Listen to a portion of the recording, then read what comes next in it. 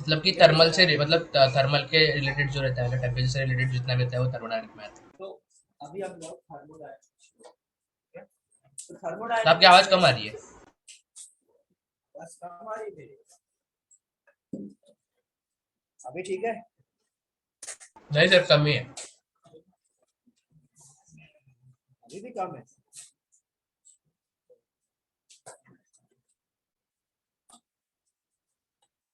तो आप ईयरफोन निकाल दो ना, फिर क्लियर आवाज आ रही थी उससे पहले।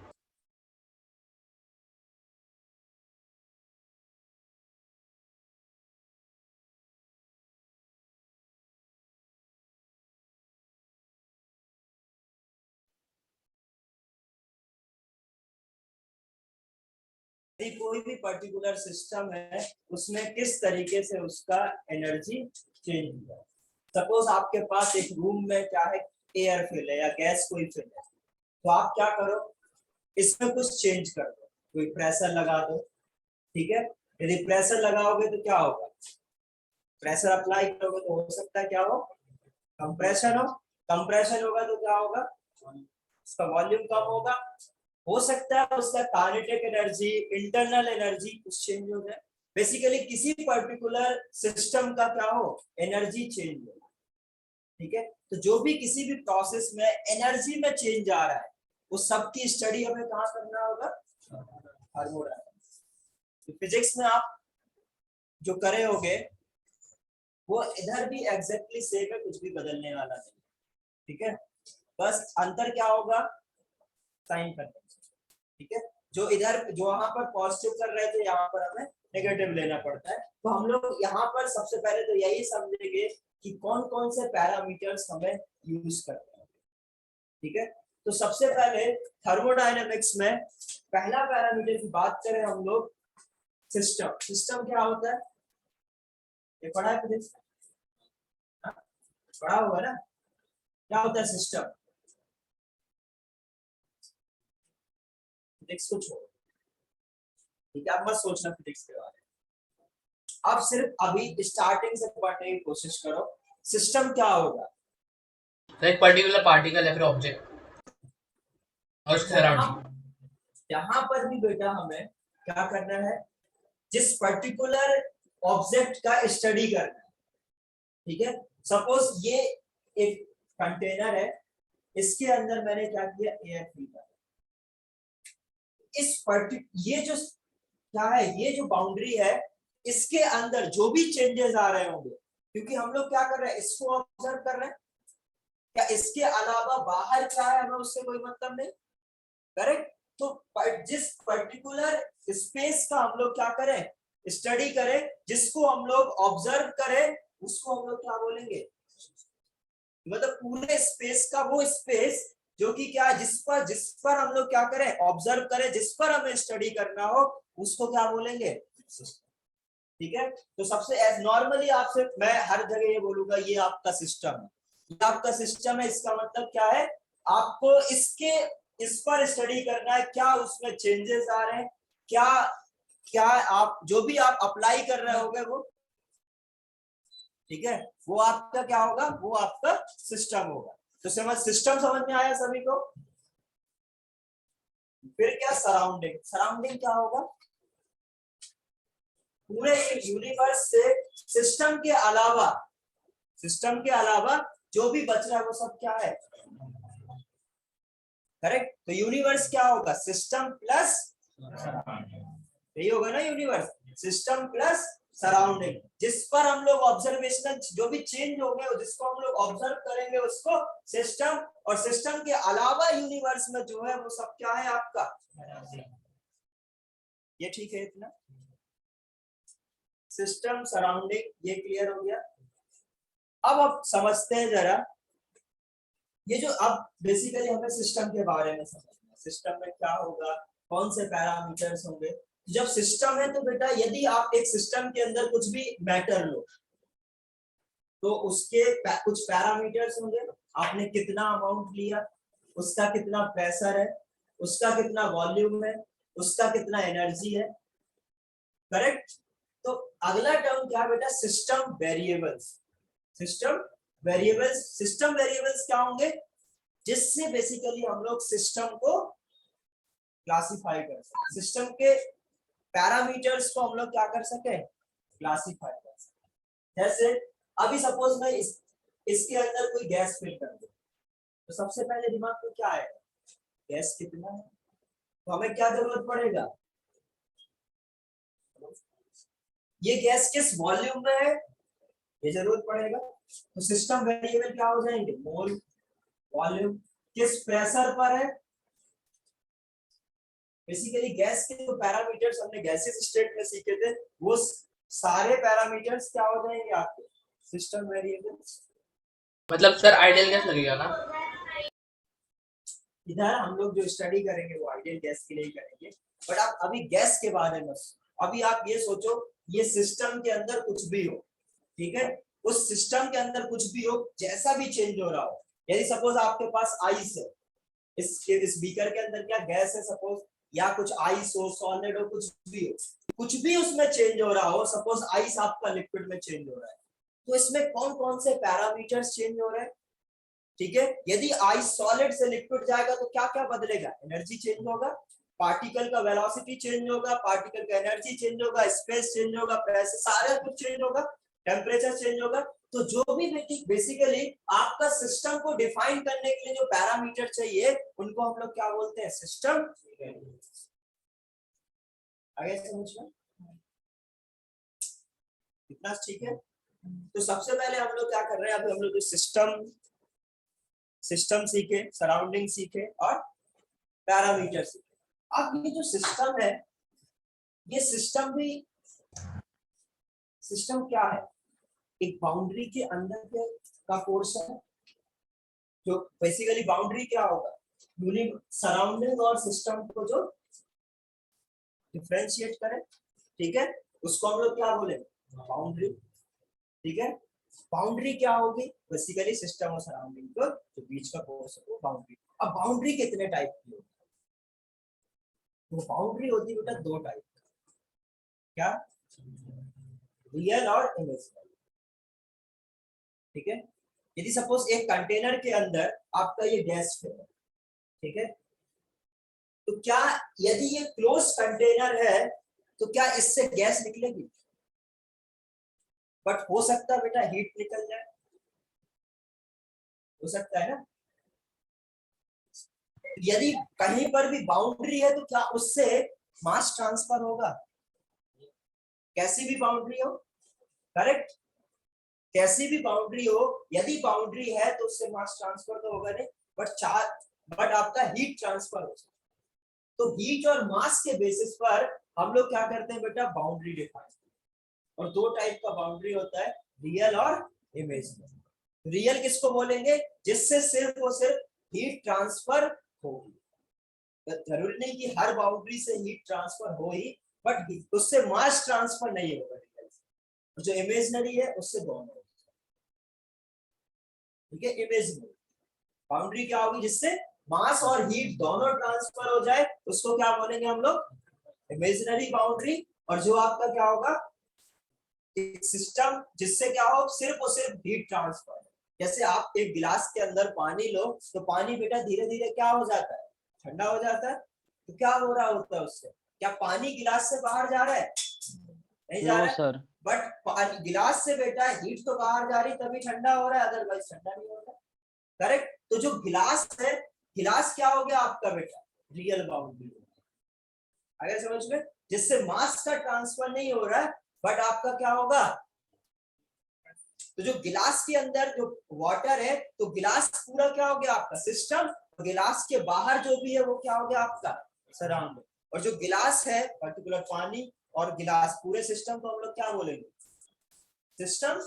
और जो गिलास की बाउंड्री है, जो सरफेस है, वो क्या हो जाएगी आपकी बाउंड्री, और वो बाउंड्री कैसी हो जाएगी, आगे समझ में। अब ये जो रियल बाउंड्रीज है, ये भी बहुत सारे टाइप, ठीक है। जैसे लाइक एक ऐसी बाउंड्री होगी जो रिजिड, ना तो बेटा उससे क्या होगा, ना तो हीट ट्रांसफर होगी, ठीक है, मास तो ट्रांसफर होगा ही नहीं, और ना ही बेटा हीट ट्रांसफर होगी इन द फॉर्म ऑफ वर्क। तो दो बेटा हीट होता है जो बेसिकली एनर्जी जो होता है बेटा, या तो ऐसे हो सकता है वर्क के फॉर्म में हो, ठीक है।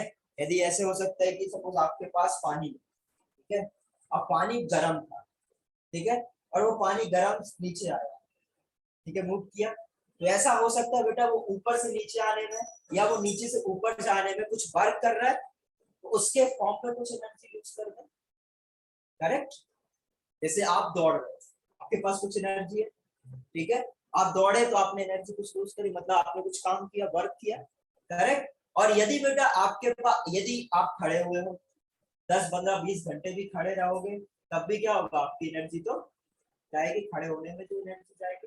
तो कुछ एनर्जी ऐसी होगी बेटा जो जो बेसिकली आप वर्क नहीं करोगे उसके बाद भी, जैसे नॉर्मली हम लोग वर्क किसको बोलते हैं, F इंटू डी एक्स। जब तक आप डिस्प्लेसमेंट नहीं करोगे तो आप बोलोगे वर्क नहीं हुआ, यही होता है ना, डिस्प्लेसमेंट जीरो तो वर्क डन, यही डिफाइन करे है ना। मैं इधर खड़ा हूं तो मेरा वर्क डन, यही सीखा है ना, क्योंकि मैंने डिस्प्लेसमेंट नहीं करा, करेक्ट। तो अभी लेकिन खड़ा हूं फिर भी उसके बाद भी क्या है, कुछ ना कुछ मेरी एनर्जी खत्म हो रही होगी, करेक्ट। तो ये दो फॉर्म होते हैं कि यदि एक होता है बेटा आपका हीट निकले इन द फॉर्म ऑफ वर्क, और एक आपका हीट निकले इन द फॉर्म ऑफ एनर्जी जो नॉर्मली निकल जाता है। सपोज कोई सिस्टम है, ठीक है, एक एक कंटेनर में मैं एक केमिकल रिएक्शन करा रहा हूं, ठीक है, उसमें मैं क्या करूं, हीट दे दूं, क्या करूं, हीट दूं। तो ये जो मैंने हीट दी है सिस्टम को, ये क्या होगा, उससे उसकी एनर्जी इंक्रीज होगी, करेक्ट। तो बेसिकली सिस्टम को तो एनर्जी मिल गया ना, तो बाउंड्री से एनर्जी ट्रांसफर हुआ। तो दो टाइप के एनर्जी ट्रांसफर होते हैं, in the form of work और in the form of heat. Normally आप लाओ और एनर्जी दे दो, आग लगा दो, क्या हुआ, एनर्जी उसको मिल गई, करेक्ट। आगे समझ में इतना। तो ये एनर्जी के बेसिस पर हम लोग क्या करते हैं, बाउंड्रीज डिफाइन, क्लियर है। तो अभी लिखो थोड़ा सिस्टम वगैरह, धीरे धीरे हम लोग आगे बढ़ेंगे, एक साथ जाना पड़ा दूंगा।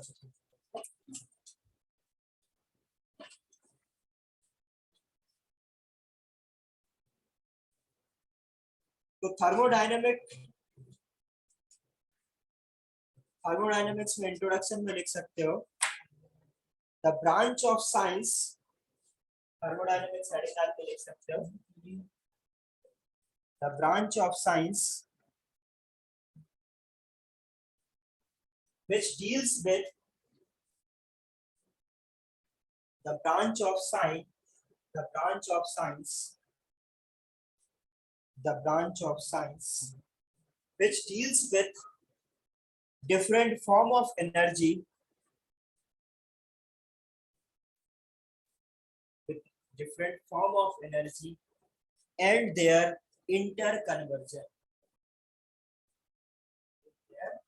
interconversion।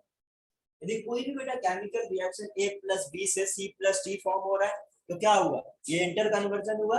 यदि सपोज आपका आइस से क्या हुआ, लिक्विड बन गया, लिक्विड आइस, तो इधर क्या हो रहा है, इनका इंटर कन्वर्जन हो रहा है। तो इसमें इंटर कन्वर्जन में क्या एनर्जी में चेंज आएगा, कितना आपको एनर्जी प्रोवाइड करना पड़ेगा, कितना एनर्जी आपको मिलेगा, इस सब की स्टडी हम लोग किसमें करने वाले हैं, करेक्ट। ये सब आप भी करे होगे, यदि सपोज आपने देखा होगा एक गर्म पानी एक ठंडा पानी मिक्स कर दिया, ये हो गया ना फिजिक्स में, गर्म पानी लिया ठंडा पानी मिक्स कर दिया, ये नहीं किए, अभी नहीं किए, किया होगा ना, नहाते टाइम, नहाते टाइम किया है, ऐसा नहीं किया है। अभी फिजिक्स में नहीं करे, यदि सपोज किया होगा, एक एक अरे तुम लोग ने करा होगा, वो तुम्हें पता नहीं चला। अरे सुनो बस इसी तरह कोई बात नहीं, किया तो अच्छी बात, नहीं किया होगा अच्छी बात। अब सुनो जरा, नॉर्मली करते ना बेटा हम लोग, गर्म पानी लेते, ठंडा पानी करा, मिक्स करा, तो इसकी जो एनर्जी होती, गर्म पानी की एनर्जी ज्यादा होगी, ठंडे पानी की एनर्जी कम होगी। इधर से क्या होगा, एनर्जी का ट्रांसफर होगा, और धीरे धीरे क्या हो जाएगा, सब पूरे पानी का टेम्परेचर सेम हो जाएगा। तो कई बार ऐसे निकालने को आ जाता है, केमिस्ट्री में भी पूछा जाएगा कि एक आपका जो हॉट वाटर था वो 100 डिग्री सेंटीग्रेड पे था, और 100 से थोड़ा कम वेपर बन जाएगा, ठीक है, 90 ले लो, और ये आपका 60 पे था या 40 पे मान लो, अब आप मिक्स करो तो जो आपके पास रिजल्ट पूरा लिक्विड है उसका टेम्परेचर कितना होगा। उधर मास के हिसाब मास पता होना चाहिए, लेटेंट हीट पता होना चाहिए, ठीक है। उससे आप क्या करते हैं, टेम्परेचर कैलकुलेट करते हैं कि वो पर्टिकुलर जो लिक्विड बना वो आपका किस टेम्परेचर पे होगा, ठीक है। ये सारे कैलकुलेशन हम लोग बाद में करेंगे, बट इधर में कहने का सिखा क्या रहा था, एनर्जी का ट्रांसफर हो रहा है, कोई भी फॉर्म का चेंज हो रहा है, उसमें जो स्टडी हो रही है वो क्या है आपका थर्मोडायनामिक्स। और थर्मोडायनामिक्स में हम लोग बेटा बहुत सारा कुछ पढ़ेंगे, जैसे zeroth law, first law, second law, ये सब हम लोग पढ़ेंगे, ठीक है। प्रोसेसेस पढ़ेंगे जब इंटर कन्वर्जन हो, एक स्टेट से कोई दूसरा स्टेट में जा रहा होगा तो क्या चेंजेस होंगे, ये सारा कुछ हमें इसमें पढ़ना है, तो वो धीरे धीरे हम लोग पढ़ते रहेंगे। और एप्लीकेशन पता है क्या थर्मोडायनेमिक्स के, अभी जो इतने देर से ध्यान दे रहा था वही क्या है, एप्लीकेशन है, ठीक है।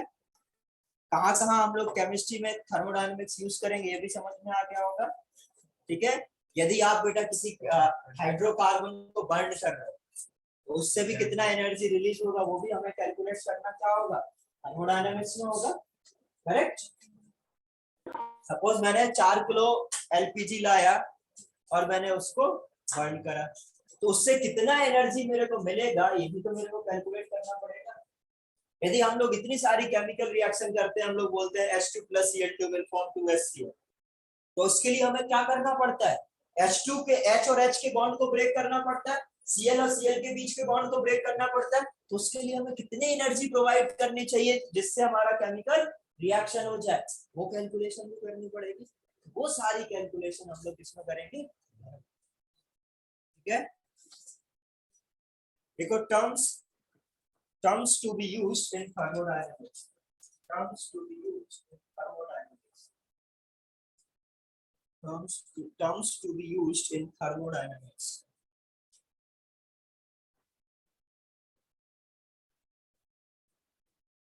पहला लिखो system,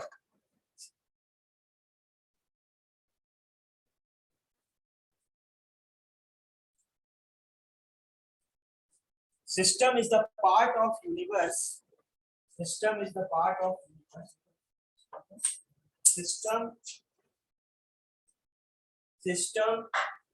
is the part of universe under observation, clear। system is the part of universe under observation। surrounding लिखो,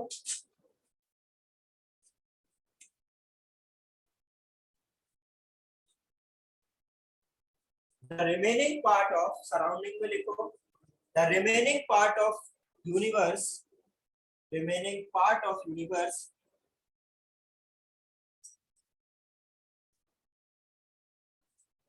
which is in position to, which is in position to exchange energy with the system, in position to exchange energy with the system।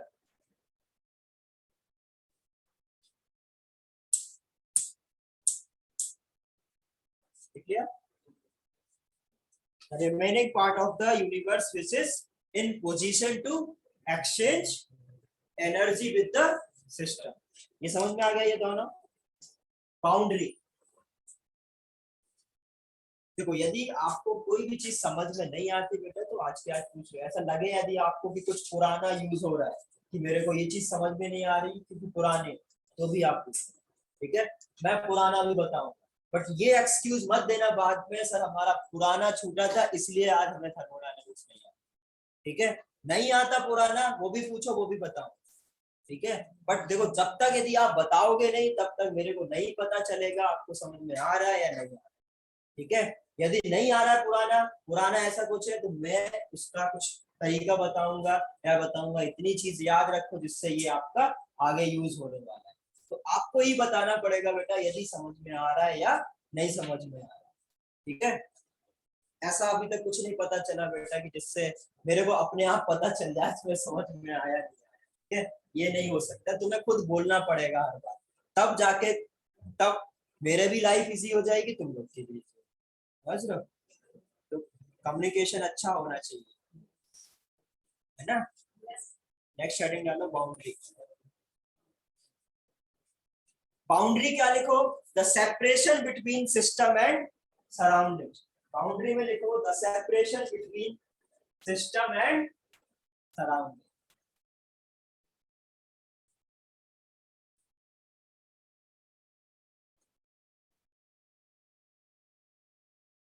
Boundary can be classified as real and imaginary.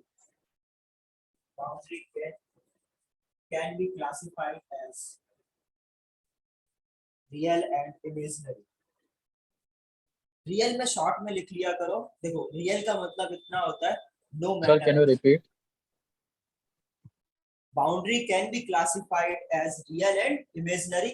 Real के आगे लिख लो no matter exchange, imaginary के आगे लिख लो matter allow, matter flow allow.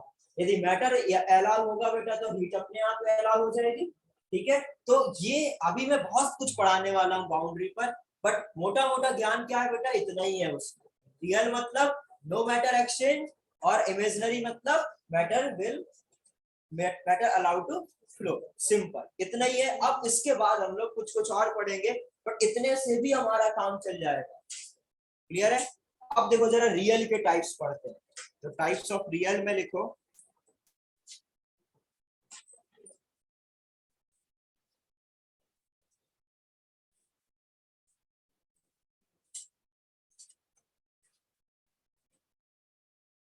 Total real 4 type के होते हैं। रिजिड, फ्लेक्सिबल, रिजिड, पहला लिखो रिजिड, फ्लेक्सिबल,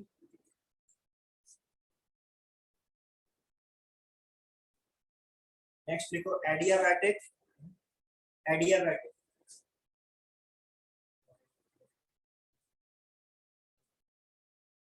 एडियाबैटिक, नेक्स्ट लिखो डायथर्मिक, डायथर्मिक,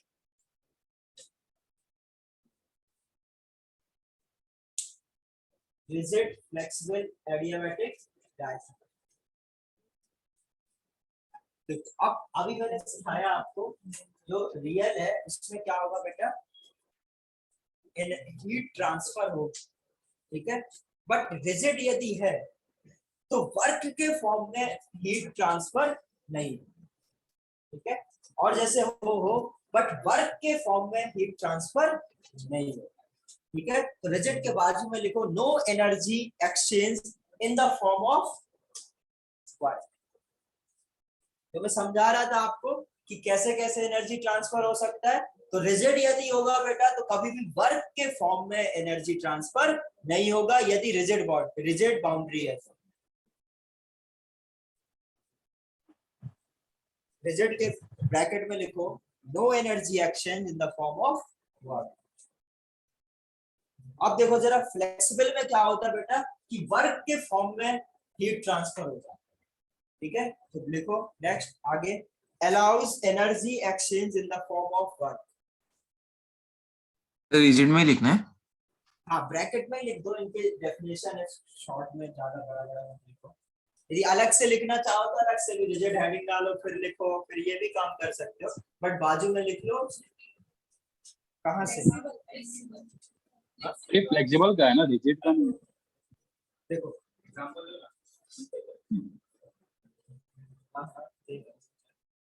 रिजिड क्या है पहले लिख दो। रिजिड क्या होगा? रिजिड में देखो लिखना है आपको बेटा no exchange energy in the form of work. ठीक है, इसमें क्या लिखोगे? फ्लेक्सिबल में allows energy exchange in the form of. ठीक है, एडियाबैटिक में लिखो no energy exchange in the form of heat. Sir flexible flexible का अरे यार फ्लेक्सिबल में आपको लिखना है allows energy exchange in the form of work.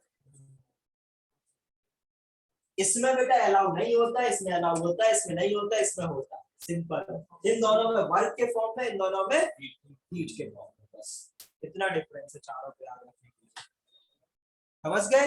No energy exchange in the form of work, energy exchange in the form of work, no energy exchange in the form of heat, exchange energy in the form of heat. तो allows, next में देखो diathermic में allows energy exchange in the form of heat.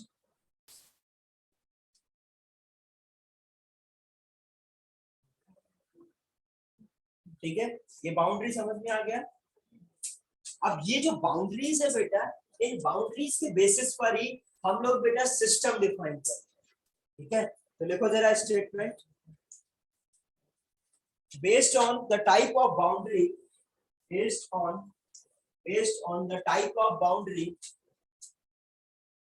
based on the type of boundary between system and surrounding, based on the type of boundary between system and surrounding, the system itself can be classified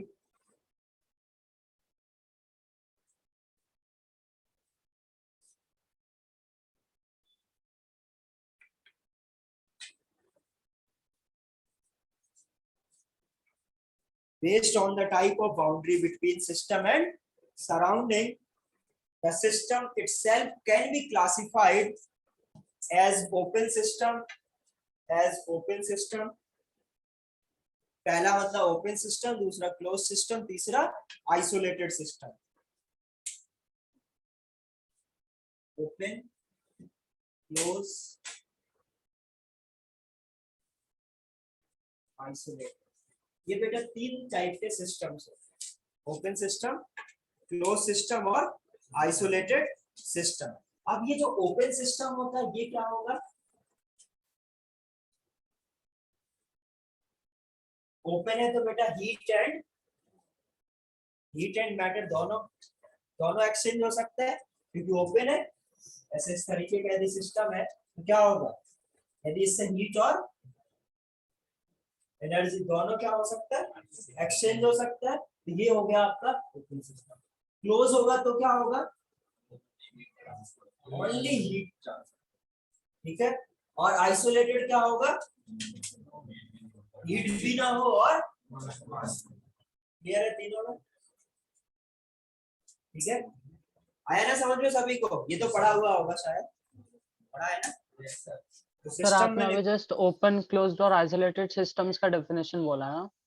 हाँ बेटा, okay join sir. करें, अभी join किया तुमने? नहीं sir, अभी join नहीं किया, मैं डिस्कनेक्ट हो गया था, मैं बहुत देर सिस्टम में से लिखो सर। ओपन, ओपन का डेफिनेशन अपने से लिख लोगे, लिख लोगे हाँ ना सर। ओपन में लिखो, मैं लिख, हाँ हाँ, both matter and heat exchange, बस शॉर्ट में लिखते जाओ, इसके आगे लिख लो both matter and heat exchange, इसमें ओनली हीट एक्सचेंज, इसमें no matter and heat exchange. ठीक है, लिखो, कहाँ लिखा सर? ओनली क्या? बेटा इसमें लिखना है both matter and heat exchange हो सकता है, इससे ओनली हीट एक्सचेंज होगा और इससे दोनों नहीं होंगे। अब ये तीनों डेफिनेशन लिख लो आराम से, फिर उसके बाद हम लोग आगे बढ़ते हैं। लिख गया सभी का? क्लोज में हीट था ना, हीट एक्सचेंज था ना। क्लोज सिस्टम में हीट था, ओपन क्लोज आइसोलेटेड में आपका इस तरीके से लिख लो। अच्छा, बाउंड्रीज के हिसाब से इसको डिस्टिंग्विश करो जरा, ओपन में कौन सी बाउंड्री होगी? ये आपसे कोई पूछे ओपन सिस्टम में कौन सा बाउंड्री होगा, इतना बाउंड्री हमने सीखा है, उससे मास ट्रांसफर होता है सर क्या होगा, इमेजिनरी। इमेजिनरी। इसके और बाजू में लिख लो इमेजिनरी बाउंड्री। ठीक है, लगा तो होगी नहीं। आपने क्या बोला अभी? ओपन में बेटा कौन सी बाउंड्री होती है, इमेजिनरी बाउंड्री होगी, तो ओपन के लिए लिख लो बेटा इमेजिनरी बाउंड्री। अब रियल में कौन कौन सी बाउंड्री होगी, सॉरी क्लोज में कौन कौन सी बाउंड्री होगी, रियल में कौन सी, फ्लेक्सिबल और डायथर्मिक, ये दोनों लिख लो।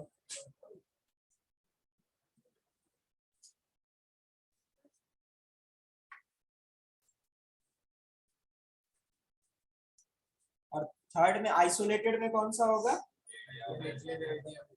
एडियाबैटिक एंड सर सेकंड में फ्लेक्सिबल और डायथर्मिक होगा ना? हाँ, ये समझ में आ गया। तो बाउंड्री पता चल गया कि कौन से सिस्टम में कौन सी बाउंड्री होगी, ये क्लियर हो जाएगा। अब ये हम लोग ने इतना ज्ञान तो ले लिया, बट क्वेश्चन बनाने वाला बेटा ये सब कुछ नहीं देता है। सर आइसोलेटेड में कौन सा बाउंड्री हुआ है, रिपीट कर। आइसोलेटेड में बेटा बाउंड्री होगा आपका एडियाबैटिक एंड रिजिड। तो अब जो आपका कई बार देखो क्वेश्चन में क्या हो जाएगा, ये बाउंड्रीज दे देगा या आपको सिस्टम दे देगा। यदि कोई बाउंड्री दे दे तो भी सिस्टम पता चल जाएगा, या आपको पूरा सिस्टम दे दे तो पता चल जाए। अब लोग बेटा ऐसे भी क्वेश्चन पूछ लेते हैं जिसमें कुछ देते ही नहीं, तो हमें पता ही नहीं चलता उधर हो क्या रहा है। ठीक है, तो यदि कुछ भी नहीं लिखा है तो हमें कुछ तो लेके सॉल्व करना पड़ेगा। देखो यदि सिस्टम बदलेगा तो सब कुछ बदल जाएगा, क्योंकि हम लोग जो भी थर्मोडायनेमिक प्रोसेस लगाएंगे हमें यही नहीं पता हम किस पर्टिकुलर सिस्टम के लिए लगा रहे हैं, तब तक आप लगाओगे कैसे। और यदि सोचो जो चीज आप ओपन के लिए लगा रहे हो वो क्लोज के लिए एकदम डिफरेंट हो जाएगा। तो हमें सबसे पहले तो बेटा कोई भी क्वेश्चन दिया हो ये समझ में आना चाहिए आपका कौन सा सिस्टम में हम लोग जो भी एनर्जी दे रहे होंगे या एनर्जी रिलीज हो रही होगी या जहां पर वर्क डन हो रहा होगा, कुछ भी हो रहा होगा, हमें ये पता होना चाहिए कौन सा पर्टिकुलर सिस्टम है। यदि कुछ भी नहीं लिखा है तो हमें क्या लेना है, क्लोज सिस्टम। ठीक है, तो नोट डाल के लिख लो, बाय डिफॉल्ट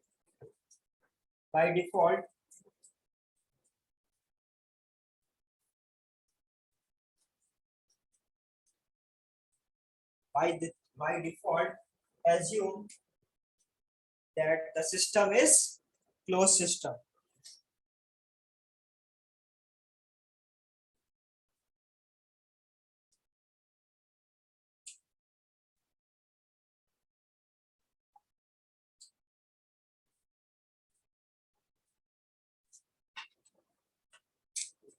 क्लियर है? तो कुछ भी नहीं गिवन होगा नॉर्मली बेटा 90% क्वेश्चन में कुछ भी नहीं गिवन। ठीक है, जब आप करोगे क्वेश्चंस तो 90% क्वेश्चन कुछ गिवन नहीं रहता है। आपको क्या करना पड़ेगा, अपने से ये क्लोज सिस्टम लेके सवाल करने। अब नेक्स्ट क्या सिखाया था मैंने, सिस्टम वेरिएबल। सिस्टम सीख गए, सिस्टम में बाउंड्री सीख गए, किस तरीके का सिस्टम होगा ये सीख गए। ठीक है, अब हम लोग next exam system variable. System variables मैंने क्या बोला था, सब मोल वॉल्यूम प्रेशर। बेसिकली बेटा एक सिस्टम के अंदर यदि आपने कुछ भी अमाउंट लिया है तो उसको डिफाइन करने के लिए, उसको कैरेक्टराइज करने के लिए उसमें कितना गैस है, कितना टेम्परेचर है, वो सब के लिए जो भी पैरामीटर चाहिए होगा वो सब कुछ क्या हो जाएगा आपका सिस्टम। देखो any system will contain any system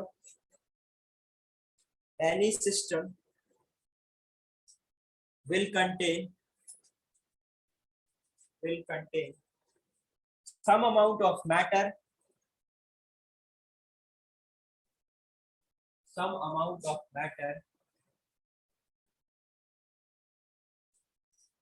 which can be characterized by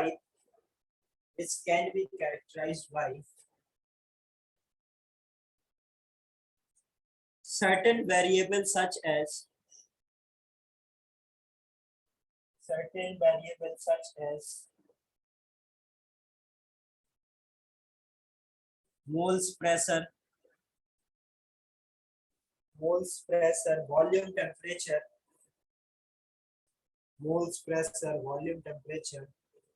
density, refractive index, density, refractive index.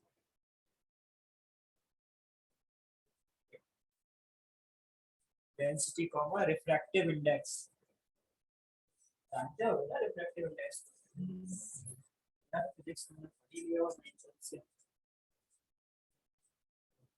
These variables are called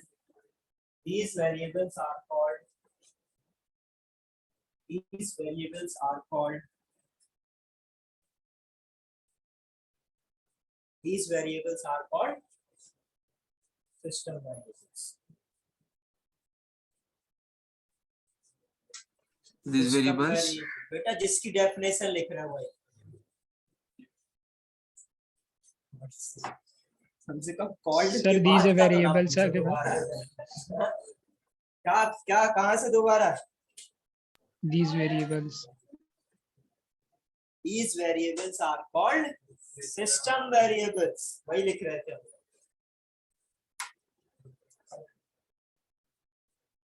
अब ये जो सिस्टम वेरिएबल्स है बेटा ये दो टाइप में डिफाइन करे जाते हैं, इंटेंसिव और एक्सटेंसिव। जो आपके सिस्टम वेरिएबल्स है volume, pressure, temperature, density, refractive index, ठीक है, इनको आप दो टाइप में डिफाइन करते हैं, एक्सटेंसिव और इंटेंसिव। एक्सटेंसिव क्या होता है? वो सारे वेरिएबल जो मास और साइज पर डिपेंड करते हैं। क्या एक्सटेंसिव क्या होंगे बेटा? वो सारे वेरिएबल्स जो कि मास और, ध्यान नहीं है तेरा, क्या बोला मैंने अभी? एक्सटेंसिव आकाश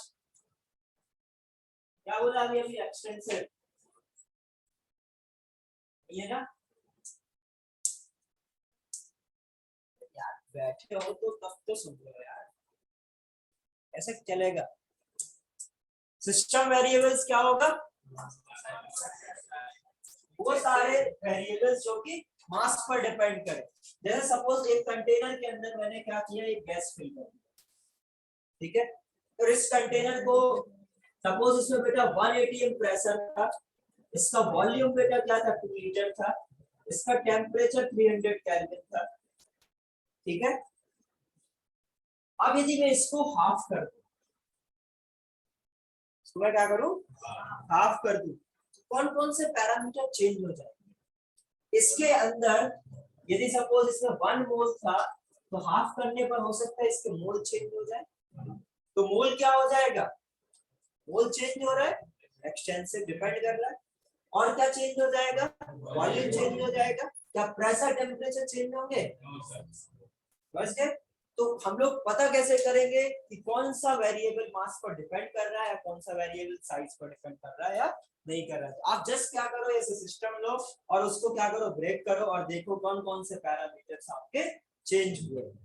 जो पैरामीटर आपके चेंज ना हो वो क्या होंगे? आपके इंटेंसिव, और जो चेंज हो जाए वो क्या होंगे? एक्सटेंसिव। तो नॉर्मली हम लोग क्या डेफिनेशन बोलते हैं? इंटेंसिव, इंटेंसिव क्या होंगे? Independent of mass and volume, mass and size. In dependent of, intensive क्या हो जाएगा? इंडिपेंडेंट ऑफ मास और साइज। एक्सटेंसिव क्या हो जाएंगे? Dependent of mass and size. आगे समझ में इतना?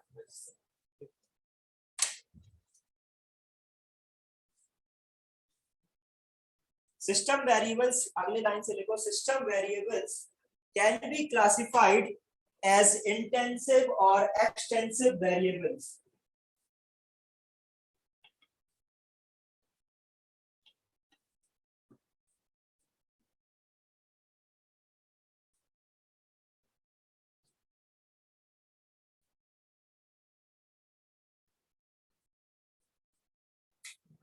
Can be classified as intensive or extensive variables.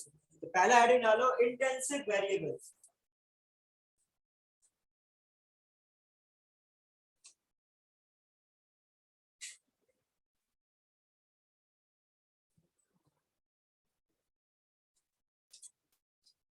Maharashtra government से पढ़ रहे हैं हम लोग, HSC बोर्ड से, उनके बोर्ड में बेटा इससे एक सवाल आता ही आता है, ठीक है। ये जो आज जितना मैं ये थ्योरी पार्ट पढ़ाऊंगा, आज ही पढ़ेंगे थ्योरी पार्ट, आगे कुछ भी नहीं मिलेगा, ठीक है। फिर सिर्फ 4 लॉ की डेफिनेशन आएगी और कुछ भी थ्योरेटिकल। आज हमें ये सारा कुछ पढ़ना, इससे जरूर 1-2 सवाल आते हैं, और 11th वालों के अभी आ सकते हैं, जो तुम लोग CBSE वाले, ठीक है। तो एक हिसाब से 12th वाला पोर्शन शुरू हो गया जो HSC बोर्ड से पढ़ता है, ठीक है। देखा होगा थर्ड और फोर्थ चैप्टर तुम्हारा थर्मो और आयनिक ही है।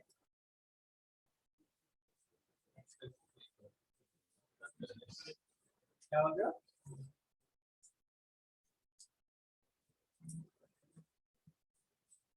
मैं क्या बोल रहा था? इंटेंसिव वेरिएबल्स में लिखो। Intensive variables are those variables intensive variables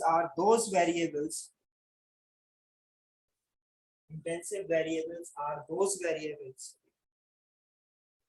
which do not depend on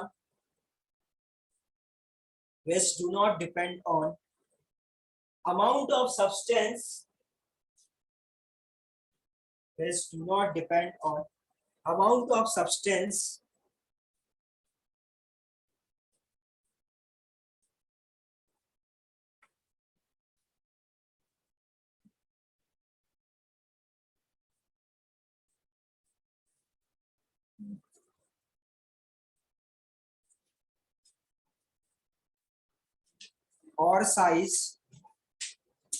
or size dependent, मतलब नॉट के बाद मास डिपेंडेंट और साइज डिपेंडेंट, मतलब बेसिकली दोनों पे क्या होना चाहिए? Independent depend on amount of substance उसके बाद और साइज डिपेंडेंट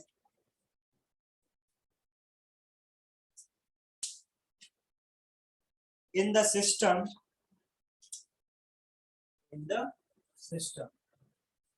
तो बेसिकली जो मास और साइज डिपेंडेंट ना हो उनको हम लोग क्या बोलेंगे? इंटेंसिव। इसी के आगे लिखो they are not additive.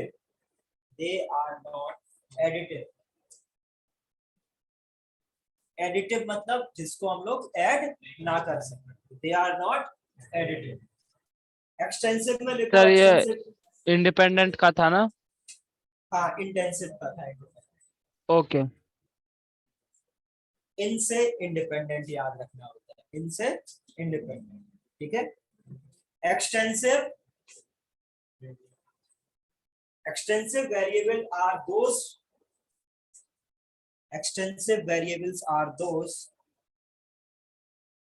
those system variables which depend on the amount of substance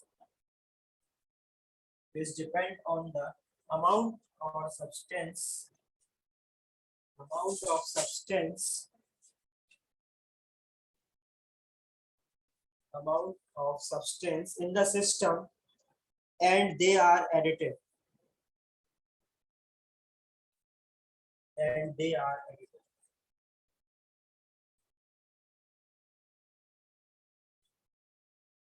एक तरफ लिखो एक्सटेंसिव, एक तरफ लिखो इंटेंसिव, और मैं दोनों के एग्जांपल्स लिखा दूं या जगह छोड़ा हो तो उसके नीचे लिख लो। एक तरफ एक्सटेंसिव, एक तरफ इंटेंसिव, बीच से लाइन लगा लो, उसके नीचे एक्सटेंसिव में लिखो वॉल्यूम। अच्छा मैं वेरिएबल बोल रहा हूँ, आप लोग बताना कौन सा वेरिएबल क्या होना चाहिए, इंटेंसिव या एक्सटेंसिव। वॉल्यूम क्या होगा? लिखो एक्सटेंसिव, ये तो मैंने बता दिया। मास क्या होगा? एक्सटेंसिव लिख लो। एक्सटेंसिव में मोल्स क्या होंगे? एक्सटेंसिव। Heat capacity? एक्सटेंसिव।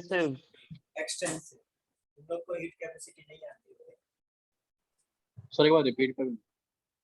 बेटा वॉल्यूम, मोल्स, मास और हीट कैपेसिटी चारों आपके क्या है? एक्सटेंसिव के नीचे लिख लो।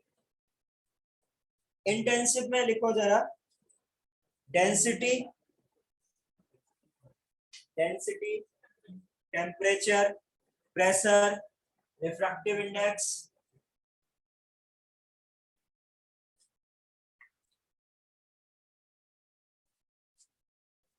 Density, temperature, pressure,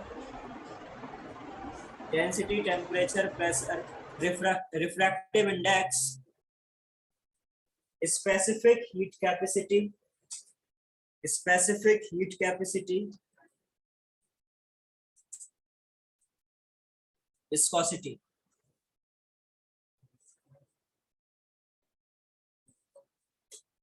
viscosity. तो बेसिकली देखो हम लोग क्या याद रखेंगे बेटा, जो भी आपके एक्सटेंसिव है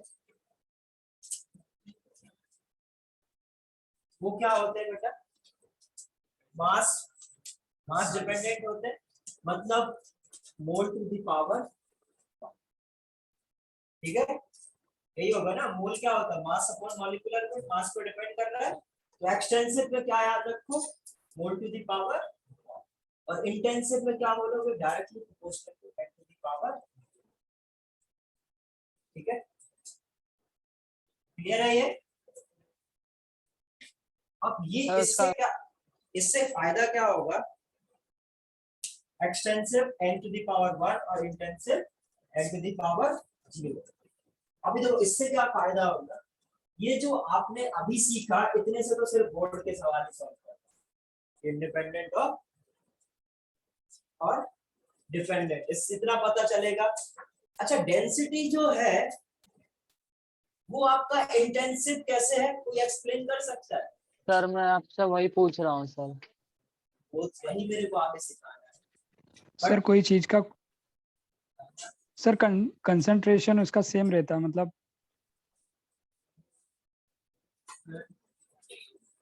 हाँ सर, जैसे कि सर हम लोग अभी जब लैब में यूज करते हैं HCl, तो फिर वो कितने वॉल्यूम कर लो उसको ऑनलाइन कंसंट्रेशन एक मिनट यस एक हाँ पहले तुम बोलो हरी। सर एक ग्लास ऑफ वाटर का डेंसिटी जितना होता है उतना ही क्वेश्चन में अगर वाटर डाले तो साइज पे डिपेंड।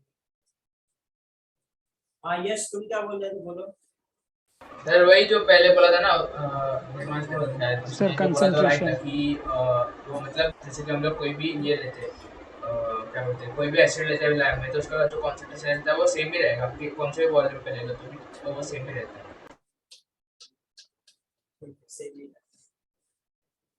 अब जरा देखो मैं कैसे समझाने वाला हूँ, तो सिंपल है। आपको मैंने क्या सिखाया, डिपेंडेंट ऑफ मास और इंडिपेंडेंट ऑफ मास, उतने से ही आपके आंसर आएंगे सर। डेंसिटी क्या है बेटा, मास अपॉन वॉल्यूम। मैंने क्या बोला, यदि आपका एक्सटेंसिव है मतलब n टू द पावर 1, ठीक है एक्सटेंसिव मतलब n टू द पावर 1, तो आपका जो डेंसिटी है, डेंसिटी क्या होता है, मास अपॉन वॉल्यूम। तो इसकी जगह मैं क्या लिख सकता हूँ, n टू द पावर 1, और इसकी जगह क्या लिखूंगा मैं, तो डेंसिटी क्या आ जाएगा सर ठीक है सर, मतलब सेटिस्फैक्टरी तो लगा एक्सप्लेनेशन, बट सर एक डाउट अभी भी है, डेंसिटी तो डिपेंड कर रहा है ना, कि अगर मास बढ़ेगा तो डेंसिटी बढ़ेगी, वॉल्यूम बढ़ेगा डेंसिटी कम होगी, तो फिर वो इंटेंसिव कैसे बोल सकते हैं, मतलब ऐसा लॉजिकली।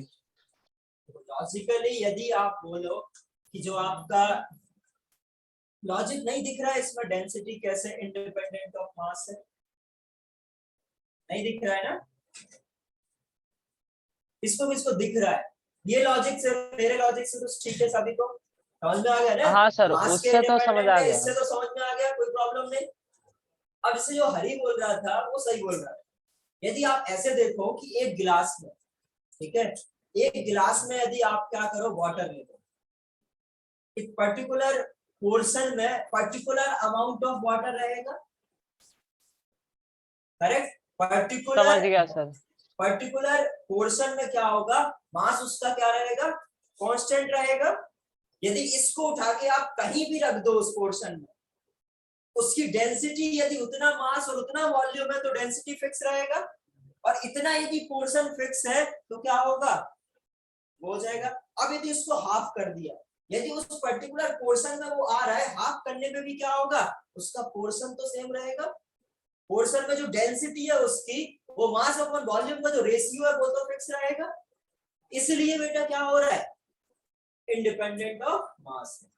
मैंने क्या बोला था, कोई भी यदि आपको वेरिएबल में डाउट हो, क्या करो, एक कंटेनर बनाओ, बीच से ब्रेक करो, देखो क्या उसमें उसके पोर्शन चेंज हो रहे हैं। आप सारे वेरिएबल्स का इसी तरीके से निकाल सकते। सर एक बार प्रेशर का भी समझा देंगे क्या, प्रेशर कैसे इंडिपेंडेंट है? बेटा प्रेशर में क्या होता है, फोर्स होता है, ठीक है और देखो जो प्रेशर है आपका, प्रेशर ऐसे सोचो, प्रेशर क्या होता है? फोर्स एक PV यूनिट एरिया पे। PV is equal to nRT से देखो तो PV is equal to n upon V होगा, PV P is equal to n by V RT, n by V फिर से क्या होगा, n का रेशियो कांस्टेंट, समझ गए? तो सिंपल लॉजिक है बेटा, आपको यदि निकालना है ये फॉलो करो, आप हर एक वेरिएबल को पता कर सकते हो इंटेंसिव या एक्सटेंसिव, यदि आपको याद नहीं है, ठीक है? अब जरा देखो और कैसे क्वेश्चंस पूछे जाते हैं, ठीक है? सपोज आपसे ऐसे क्वेश्चन पूछा गया,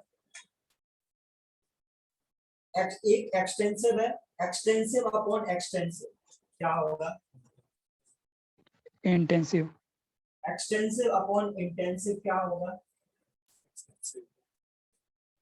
इंटेंसिव अपॉन एक्सटेंसिव क्या होगा? इंटेंसिव इंटू इंटेंसिव क्या होगा? एक्सटेंसिव इंटू एक्सटेंसिव क्या होगा? एक्सटेंसिव इंटू इंटेंसिव क्या होगा? ठीक है, और कोई कॉम्बिनेशन बन सकता है, एक और है इंटेंसिव अपॉन, ठीक है, क्लियर है? Yes sir. अब इसमें बताओ बेटा कौन कौन सा आपका इंटेंसिव है और कौन कौन सा आपका extensive? Intensive upon intensive sir intensive है। एक्सटेंसिव अपॉन अरे एक्सटेंसिव आपके इंटेंसिव होगा। सबके पास कॉपी है, देखो उसमें लिखो, ऐसे में पता नहीं चलेगा कौन क्या बोल रहा है।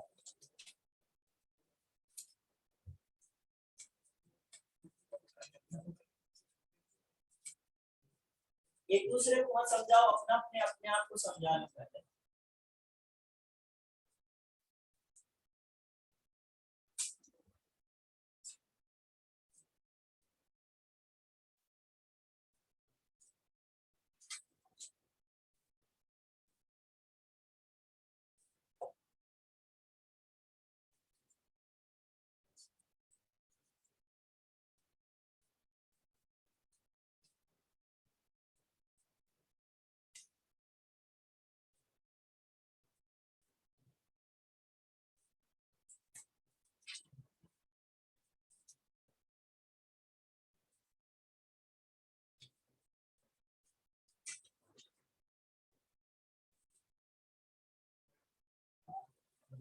अच्छा टोटल में बताओ बेटा, ऐड करके बताओ इंटेंसिव प्लस एक्सटेंसिव कितना नंबर आता है? कुछ इंटेंसिव होंगे, कुछ एक्सटेंसिव होंगे, टोटल कितना होंगे? होंगे 7? नहीं, तो जो दो नंबर आए वो नंबर करेंगे, समझ गए ना? x is equal to number of intensive, y is equal to number of extensive, x plus y होगा।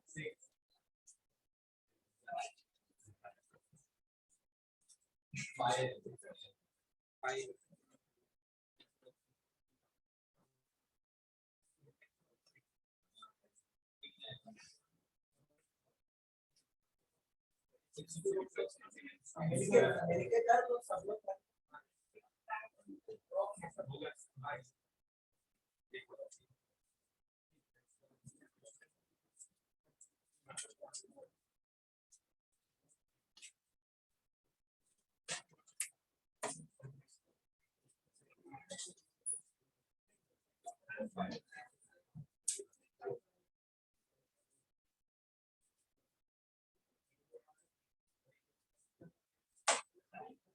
हो गया? 5 आ गया क्या? कैसे आया 5? कितना आया? कितना आ रहा है? 7? 7 आ रहा है, कितना आ रहा है?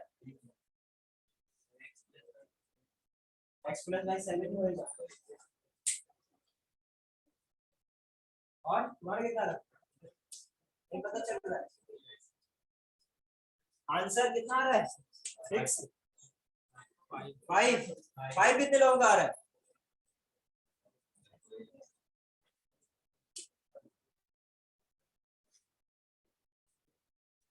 फाइव सही। इधर देखो जरा, बेटा इसको यूज करो। ये क्या है, एक्सटेंसिव अपॉन इंटेंसिव, क्या हो जाएगा ये 1 इंटेंसिव। ये वही तो लिखा है बेटा, mass upon volume, extensive upon extensive, क्या है ये इंटेंसिव, ठीक है। ये क्या है एक्सटेंसिव अपॉन, एक्सटेंसिव यदि ये मास डिपेंडेंट है n1 और ये n0, तो ये क्या आएगा आपका n1 और ये क्या हो जाएगा आपका एक्सटेंसिव। तो सपोज मैं एक्सटेंसिव को x लिख रहा हूँ, इंटेंसिव को x लिख रहा हूँ और एक्सटेंसिव को y लिख रहा हूँ, तो ये x है ये y है, ठीक है। ये क्या होगा, ये एक्सटेंसिव कुछ भी होगा, क्योंकि बेटा ये n to the power 1 into n to the power 1 ये क्या हो जाएगा, तो क्या ये आपका एक्सटेंसिव या इंटेंसिव होगा, नहीं होगा, करेक्ट। समझ में आया, क्योंकि बेटा ये मास डिपेंडेंट होना चाहिए, पावर 1 में होना चाहिए, पावर 2 में नहीं होना चाहिए। मैंने लिखाया था दे आर एडिटिव, यदि बेटा पावर 2 हो गया तो क्या वो ऐड हो पाएंगे, नहीं हो सकते ना ऐड, इसलिए बेटा पावर कितना होना चाहिए, हमेशा एडिटिव होने चाहिए, तभी आप क्या बोलोगे कि वो आपके कैसे हैं, एक्सटेंसिव है। तो ये पावर 2 हो जाएगा, तो ये आपका, ये क्या होगा intensive upon extensive 1 upon n, 1 upon n, क्या ये होगा कुछ, ये क्या होगा, दोनों इंटेंसिव है तो n टू दी पावर, ये आपका x हो जाएगा, ये क्या हो जाएगा, ये आपका एक्सटेंसिव y हो जाएगा, ये क्या हो जाएगा आपका, तो 3x है 2y है, टोटल कितना है, समझ गए।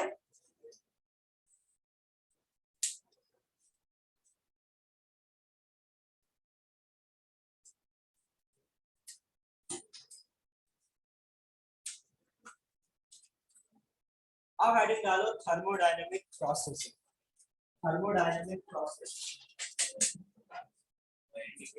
इंटेंसिव टू इंटेंसिव क्यों नहीं हुआ? एडिटिव एक्सटेंसिव इनटू एक्सटेंसिव, मैंने डेफिनेशन में लिखाया था बेटा दे आर एडिटिव। यदि कोई भी चीज डायरेक्ट ऐड करनी है तो उनकी पावर क्या होनी चाहिए, 1 होनी चाहिए। यदि दो क्वांटिटीज को आपको ऐड करना है, यदि ऐड करना है मतलब एक 10 है एक 20 है, ठीक है, और वो मास डिपेंडेंट है, 20 10 और 20 कितना 30 आ रहा है, बट ये क्या है बेटा n स्क्वायर में है, तो यदि डायरेक्ट ऐड करोगे तो क्या होगा 10 का स्क्वायर प्लस 20 का स्क्वायर, तब जाके आपको ऐड होगा। तो जब डायरेक्ट, यदि सपोज आप किसी चीज को बेटा एक को 2 टाइम्स करा, एक को 2 टाइम्स करा, तो हमें पता है टोटल क्या हो जाना है, टोटल भी 2 टाइम्स हो जाएगा, तो उसको क्या बोलोगे, ये एडिटिव है।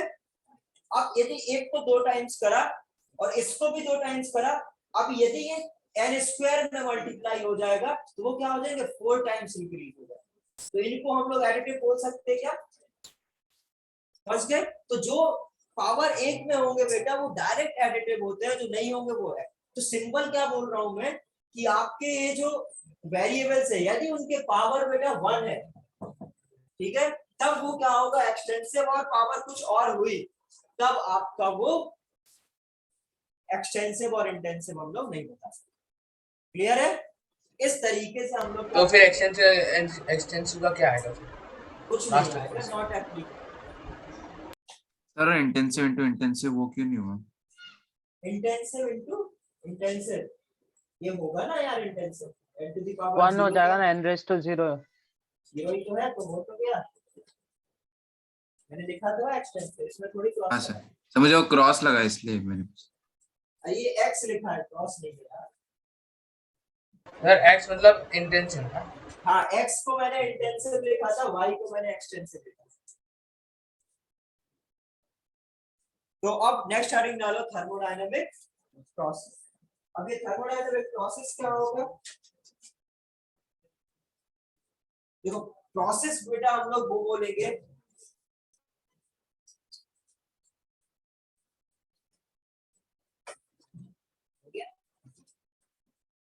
प्रोसेस, क्या बोलेंगे थर्मोडायनेमिक प्रोसेस, जब बेटा कोई थर्मोडायनेमिक वेरिएबल चेंज हो जाए, कुछ था चेंज हो गया, जो चेंज होने में जो प्रोसेस हुआ उसको हम लोग क्या बोलेंगे, थर्मोडायनेमिक।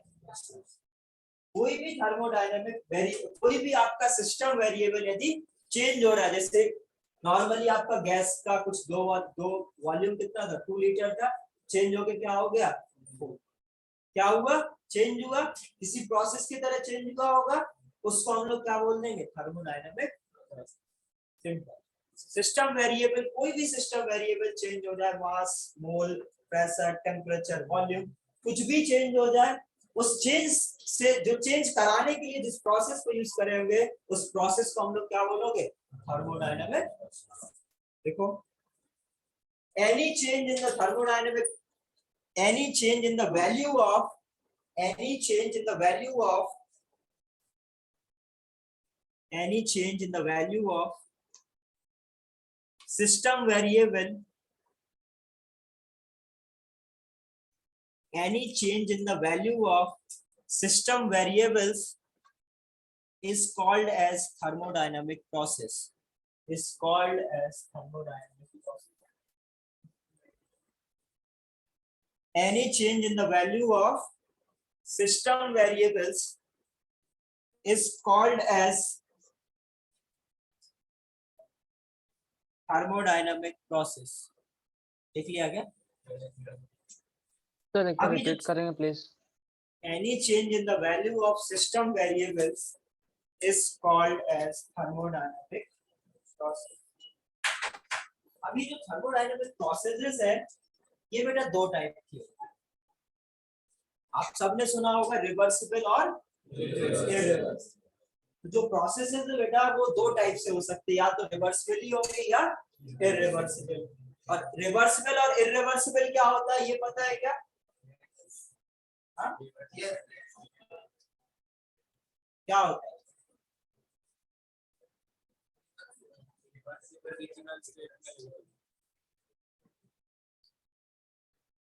क्या होता है रिवर्सिबल? पढ़ा है ना सबने, मैंने खुद पढ़ा है केमिकल इक्विलिब्रियम में, पता है ना?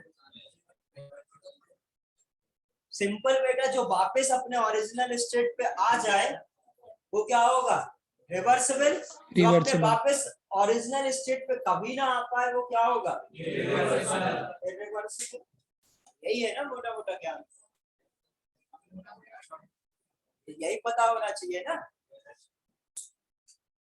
इतना तो एटलीस्ट पता होना चाहिए। अभी क्या इसमें कैसे पता चलेगा बेटा कौन सा प्रोसेस रिवर्सिबल है और कौन सा प्रोसेस इररिवर्सिबल है? हाँ, ये तो बताना ही पड़ेगा, हमें तो पता चलेगा नहीं। क्यों? पता चल सकता है क्या?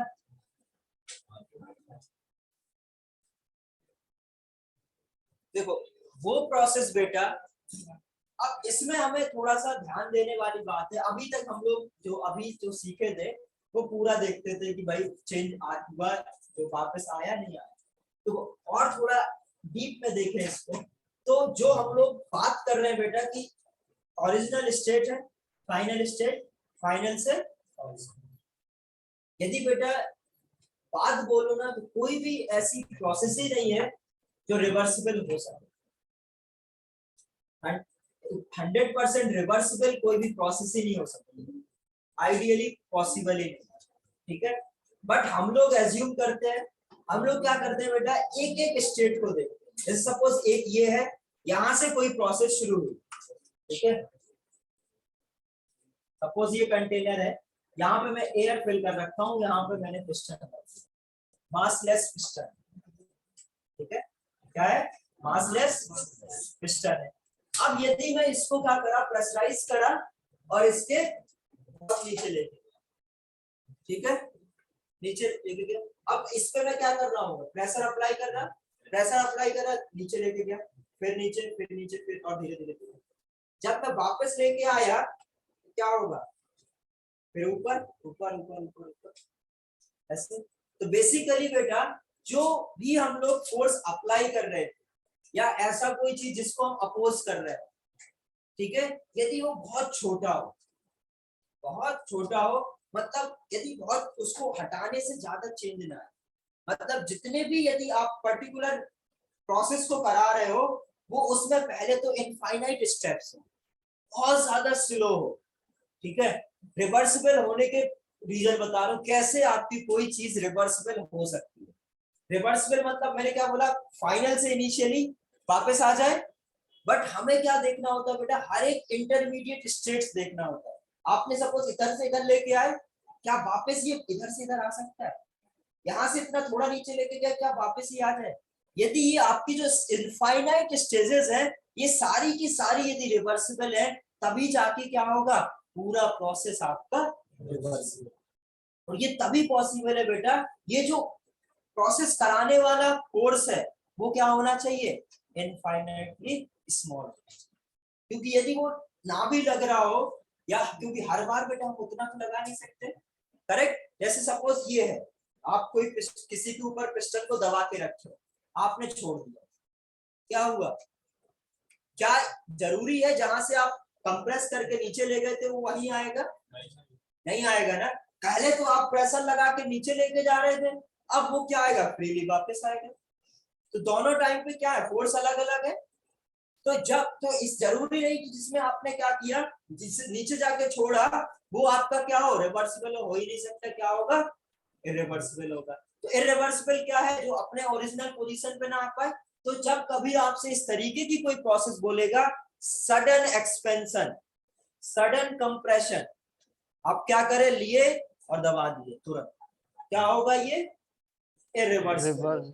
क्योंकि बेटा जिस स्पीड से आपने करा हो, जरूरी नहीं बेटा जब आप वो फोर्स हटाओ वो उसी से वापस आए। जिस इंटरमीडिएट स्टेट से वो गया था, जरूरी नहीं है कि वही इंटरमीडिएट स्टेट से वो वापस आएगा। तो जो भी रिवर्सिबल रिएक्शन होगी, उसमें क्या होगा बेटा, जिस इंटरमीडिएट स्टेट से वो गया है उसी से उसको वापस आएगा, तभी उसको हम लोग क्या बोलेंगे, रिवर्सिबल। आगे समझ में ये? सर तो मतलब रिवर्सिबल प्रोसेसेस में स्लोली होता है प्रोसेस, ऐसा बहुत ना, मतलब ज्यादा ब्रीफली बोल slowly। सकते हैं? हाँ, बहुत ज्यादा स्लोली प्रोसेस, ठीक है। Okay sir. हेडिंग डालो, रिवर्सिबल प्रोसेस। अभी हम लोग इनमें डिफरेंस भी सीखेंगे, क्या क्या कैसे कैसे आपको डिफरेंस ऑब्जर्व होंगे। Reversible process are those processes, reversible processes are those processes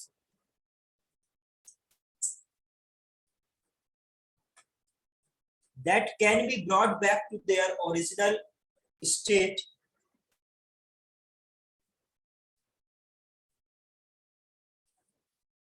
reversible processes are those processes that can be brought back to their original position,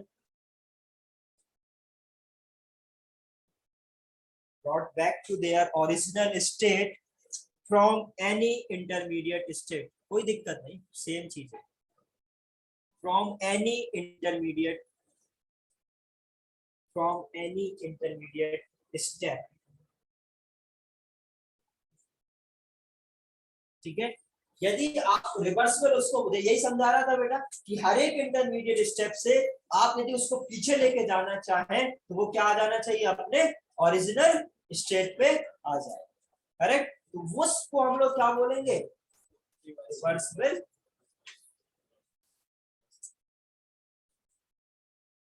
अब जो बेसिकली बेटा, एक तो जैसे अपन अभी मैं बात बोल रहा था, जो पिस्टन है, सपोज पिस्टन को मैं नीचे लेके जा रहा हूं, ठीक है। तो पिस्टन को कुछ फोर्स अपोज कर रहा होगा, तो गैस का फोर्स होगा। इस कंटेनर के अंदर सपोज गैस है, ये एयर है, क्या कर रहा है, इसको ये ऊपर की तरफ फोर्स लगा रहा होगा, हम लोग कुछ नीचे लगा रहे होंगे इस तरफ। तो इन दोनों के बीच का जो डिफरेंस का जो फोर्स है वो कैसा होना चाहिए, बहुत ज्यादा स्मॉल होना चाहिए। ये बात समझ में आ रही? यदि स्मॉल नहीं होगा तो क्या होगा, अचानक नीचे जाएगा, और अचानक नीचे जाएगा फिर आप वापस नहीं ला पाओगे। तो क्या होगा, रिवर्सिबल कराने के लिए रिएक्शन बहुत ज्यादा स्लो होनी चाहिए, और जो इनके बीच का अपोजिंग जो फोर्सेस होते हैं, जो नीचे लेके जा रहा है, जो इन दोनों का डिफरेंस कैसा होना चाहिए, बहुत कम होना चाहिए। आगे समझ में? तभी वो जाके क्या होगा बेटा, रिवर्सिबल। देखो जरा इसमें, the difference between, next paragraph से लिख लेना, the difference between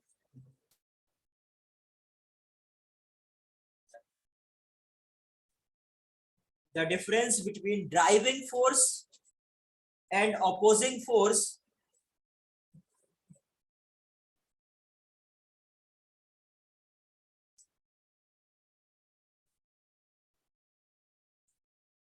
is very small.